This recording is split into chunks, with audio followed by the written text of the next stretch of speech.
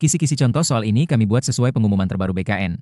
Terkait materi seleksi kompetensi P3K Tenaga Teknis BKN tahun 2024, poin 6 bagian A pada tabel tersebut, kalian bisa cek pengumuman di deskripsi video ini. Video ini juga untuk melatih kemampuan kamu dalam menjawab soal sesuai kisi-kisi yang diberikan. Pembahasan soal ini fokus pada poin 5 pada tabel tersebut. Untuk poin yang lain, kalian bisa cek video part sebelumnya. Subscribe dulu, agar Mimin semangat upload soal P3K terbaru. Sekarang, mari kita bahas soal yang pertama. Soal nomor 1, dalam mengevaluasi layanan operasional penyediaan alat kerja, berikut adalah prinsip penting yang harus diperhatikan kecuali A. Validasi kebutuhan berdasarkan data aktual, B. Kepatuhan terhadap standar operasional, C. Konsultasi dengan unit kerja pengguna, D. Pelaksanaan layanan berdasarkan asumsi pribadi, E. Dokumentasi hasil pelaksanaan secara sistematis. Silahkan memilih jawaban yang benar.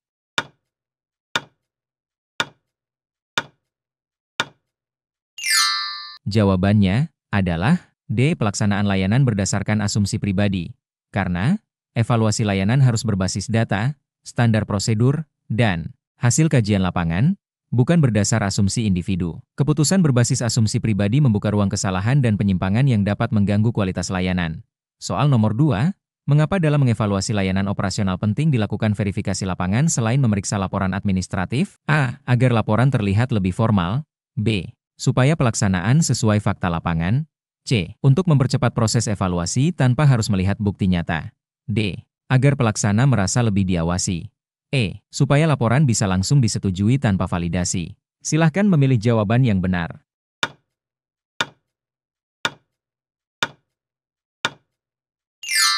Jawabannya adalah supaya pelaksanaan sesuai fakta lapangan. Karena, laporan administratif bisa saja bias atau tidak mencerminkan kenyataan operasional. Verifikasi lapangan memastikan bahwa pelaksanaan layanan benar-benar terjadi sebagaimana direncanakan, sesuai SOP dan hasil kajian, serta memperkuat keakuratan evaluasi. Soal nomor 3, apa risiko terbesar jika evaluasi pelaksanaan layanan hanya berfokus pada hasil akhir tanpa memperhatikan proses? A. Proses kerja yang tidak efektif tetap dibiarkan. B. Layanan terlihat lebih cepat selesai dan efektif. C. Administrasi kegiatan lebih sederhana, ringkas dan cepat.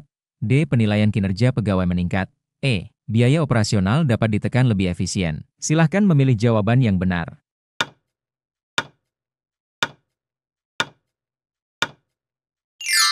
Jawabannya adalah A. Proses kerja yang tidak efektif tetap dibiarkan.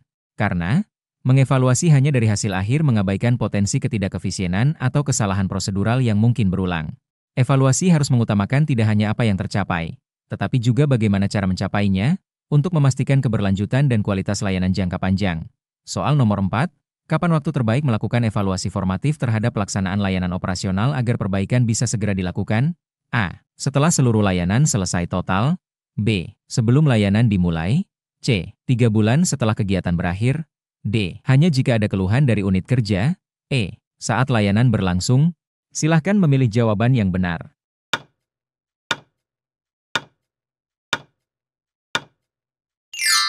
Jawabannya adalah E. Saat layanan berlangsung. Karena, evaluasi formatif bertujuan memperbaiki kekurangan secara real-time. Dengan mengevaluasi saat pelaksanaan masih berlangsung, masalah dapat langsung diidentifikasi dan dikoreksi, sehingga dampaknya terhadap kualitas layanan bisa diminimalkan sebelum layanan berakhir. Soal nomor 5, dalam mengevaluasi pelaksanaan layanan distribusi logistik ke unit kerja, semua aspek berikut penting diperiksa kecuali A. Waktu pengiriman logistik. B. Kesesuaian jumlah dan jenis barang dengan permintaan. C. Biaya pembelian logistik sebelumnya. D. Kondisi barang saat diterima. E. Prosedur administrasi serah terima barang. Silahkan memilih jawaban yang benar.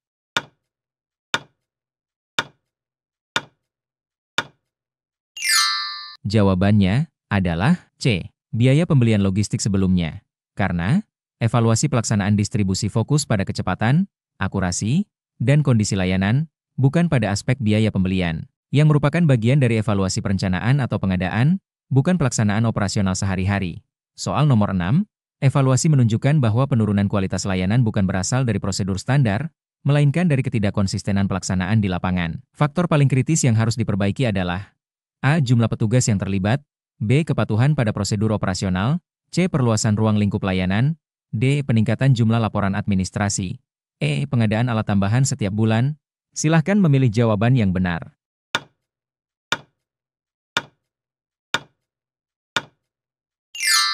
Jawabannya adalah B. Kepatuhan pada prosedur operasional. Karena masalah ketidakkonsistenan menandakan lemahnya penerapan prosedur. Evaluasi harus menekankan peningkatan kepatuhan terhadap SOP, bukan menambah alat atau petugas, karena pelanggaran standar yang memperburuk layanan.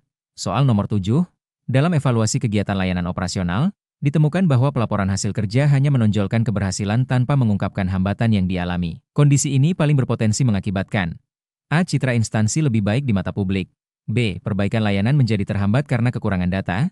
C. Evaluasi menjadi lebih cepat diselesaikan. D. Beban kerja evaluator berkurang. E. Penilaian terhadap kinerja unit menjadi lebih tinggi dan berbobot. Silahkan memilih jawaban yang benar.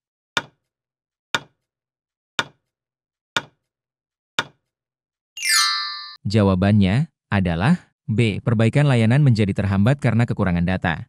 Karena laporan yang tidak jujur menutupi masalah real yang terjadi. Evaluasi membutuhkan data hambatan untuk mencari solusi. Jika hambatan tidak dilaporkan, maka perbaikan layanan operasional akan terganggu dan masalah berulang. Soal nomor 8, dalam mengevaluasi layanan operasional, evaluator mendapati bahwa beberapa unit kerja menolak mengisi form evaluasi pasca kegiatan. Langkah korektif terbaik untuk kondisi ini adalah A. Memberikan sanksi administrasi berat kepada semua unit. B. Menunda evaluasi layanan sampai semua form lengkap. C. Menyusun sistem pengumpulan umpan balik yang cepat. D. Mengabaikan unit yang tidak mengisi form. E. Menyerahkan evaluasi hanya kepada pimpinan. Silahkan memilih jawaban yang benar.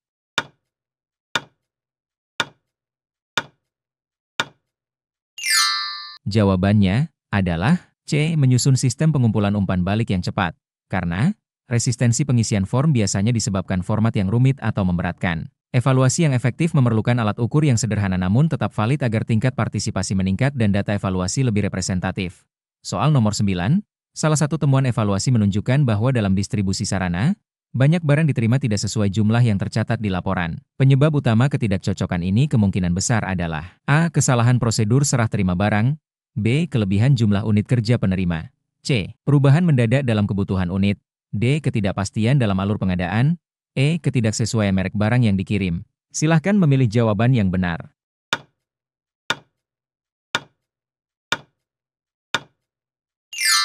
Jawabannya adalah A. Kesalahan prosedur serah terima barang.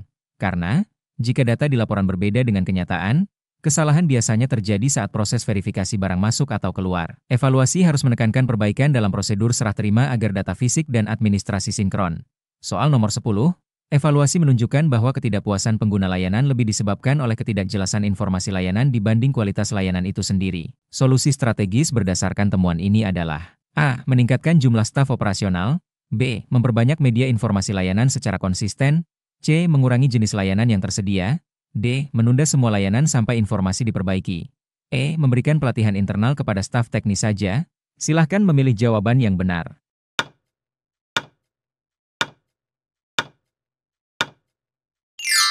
Jawabannya adalah B. Memperbanyak media informasi layanan secara konsisten. Karena jika ketidakpuasan timbul dari informasi yang tidak jelas, maka solusi terbaik adalah memperbaiki kanal informasi, banner, brosur, email blast, atau briefing rutin, supaya pengguna memahami hak dan prosedur layanan yang tersedia. Soal nomor 11, temuan evaluasi memperlihatkan bahwa banyak unit kerja menggunakan sarana lebih lama dari waktu standar. Jika dibiarkan, kondisi ini paling berpotensi mengakibatkan A. Peningkatan biaya operasional dan backlog pelayanan. B. Efisiensi penggunaan sarana meningkat. C. Kebutuhan pengadaan sarana baru menurun drastis. D. Pelayanan antar departemen semakin membaik. E. Stok barang menjadi lebih tahan lama. Silahkan memilih jawaban yang benar.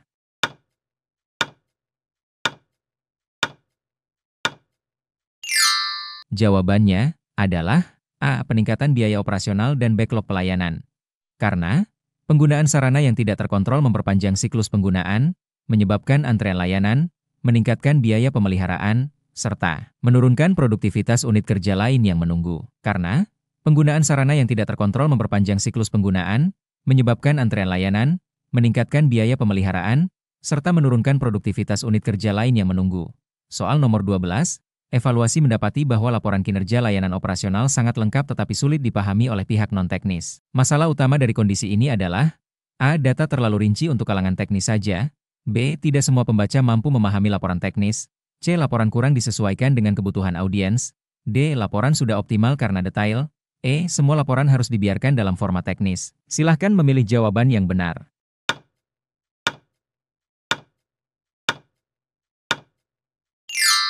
Jawabannya adalah C. Laporan kurang disesuaikan dengan kebutuhan audiens. Karena laporan operasional yang baik harus proporsional, tetap teknis tetapi juga komunikatif untuk pembaca umum. Evaluasi harus mendorong penyusunan laporan yang mempertimbangkan keberagaman latar belakang pembaca. Soal nomor 13, dalam mengevaluasi pelaksanaan layanan kebersihan, ditemukan bahwa banyak komplain datang dari area dengan volume aktivitas tertinggi. Langkah evaluatif yang paling akurat adalah A. Menambah tenaga kebersihan di semua area tanpa diskriminasi. B. Menyusun prioritas pembersihan berbasis volume aktivitas area. C. Mengurangi standar kebersihan di area sibuk. D. Menyederhanakan jadwal pembersihan menjadi sekali sehari. E. Memberikan instruksi umum tanpa penyesuaian teknis. Silahkan memilih jawaban yang benar.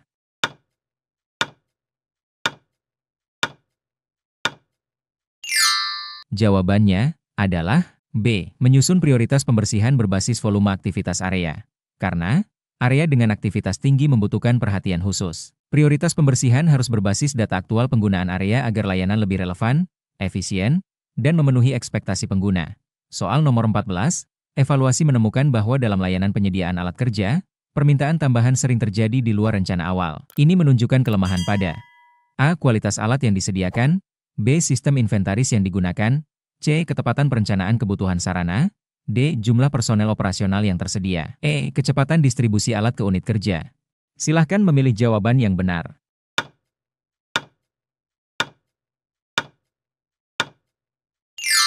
Jawabannya adalah C. Ketepatan perencanaan kebutuhan sarana. Karena permintaan tambahan berulang mengindikasikan bahwa analisis kebutuhan di awal pelaksanaan tidak akurat. Evaluasi harus memperbaiki mekanisme perencanaan agar kebutuhan aktual unit kerja dapat terakomodasi dengan lebih presisi. Soal nomor 15, evaluasi menunjukkan bahwa ketidakpatuhan pengguna terhadap jadwal layanan bukan disebabkan oleh sistem layanan, tetapi kurangnya sosialisasi. Solusi terbaik untuk memperbaiki kondisi ini adalah A. Menghukum pengguna yang melanggar. B. Menyebarkan jadwal layanan melalui berbagai saluran komunikasi secara aktif. C. Membuat jadwal baru yang lebih fleksibel. D. Membiarkan pengguna beradaptasi sendiri. E. Membatasi layanan hanya untuk pengguna yang patuh. Silahkan memilih jawaban yang benar.